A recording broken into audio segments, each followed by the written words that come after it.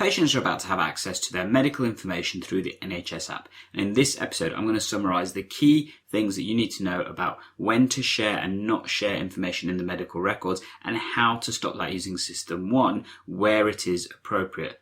Let's tech enhance your primary care and learning.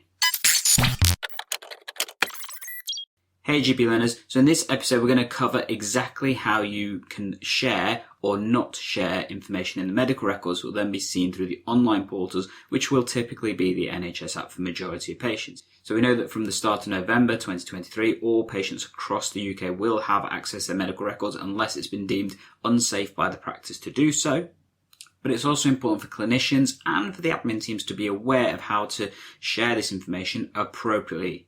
In this episode, we're going to focus on how to do that using SystmOne, and there are three key areas that this may be an issue. This will be the main medical notes, when processing documents, and also when processing pathology results. When it comes to the main medical records, or as in SystmOne, it's called the tabbed journal as the main focus. If you feel that information in a specific entry should not be seen on the online records for patients, for example, if it contains third-party information that is not appropriate for them to see, then you change the settings that allow patients to see that information through the online portals. You can either do that through the top toolbar on the left-hand side, which looks like a little world icon, which I believe is meant to represent the World Wide Web. Or if you navigate to the right-hand side of the notes entry and right-click, this brings up a menu that allows you to do the exact same thing. The system will then ask you for a reason as to why you do not feel this is appropriate to share. And then as a result of that, the patient will no longer be able to see that in the online portal like the NHS app. If that information is safeguarding relevant, then a better option is to mark it as safeguarding relevant, and it will do exactly the same thing, and also that information will not be visible through the online portals.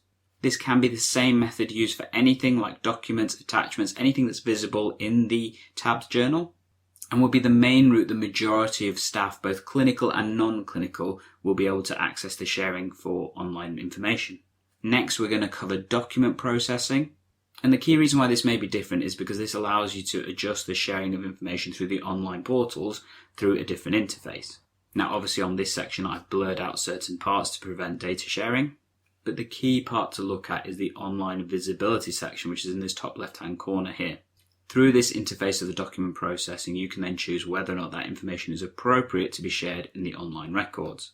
Again, common documents where it may not be appropriate to share is things, for example, like safeguarding documents or those laden with third-party information. But important to recognise that sharing information can help patients understand their healthcare journeys and potentially make your lives a little bit easier as well. It would be worth for practice teams to look at their workflows to understand how this may work effectively.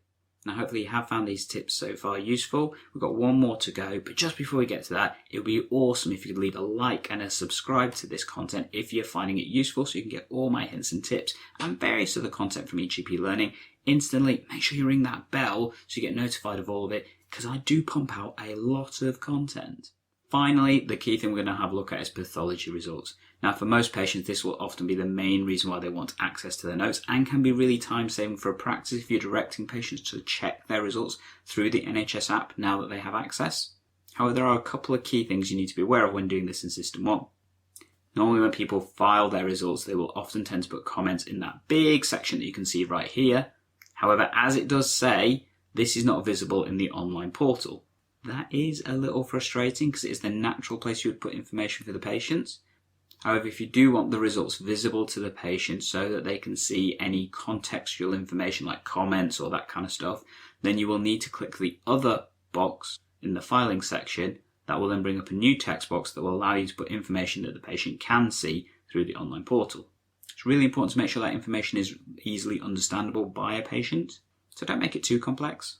Maybe changing your filing workflow to adjust to this might be more sensible within your practice. With the new changes to the pathology workflow, this can make life easier if you also then copy that information into the communication annex and send the patient a text message from there. Alternatively, obviously you can use other messaging platforms if that works better for you.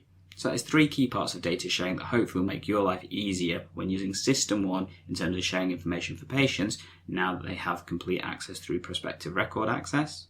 If you want more of my specific hints and tips for clinicians, then make sure you join our SystmOne for Clinicians course that gives you loads of this kind of information. And if you check now, that course may also be on offer Alternatively, feel free to check out this playlist right here that gives you so much more of my hints and tips when using SystmOne, whether you're a clinician or not.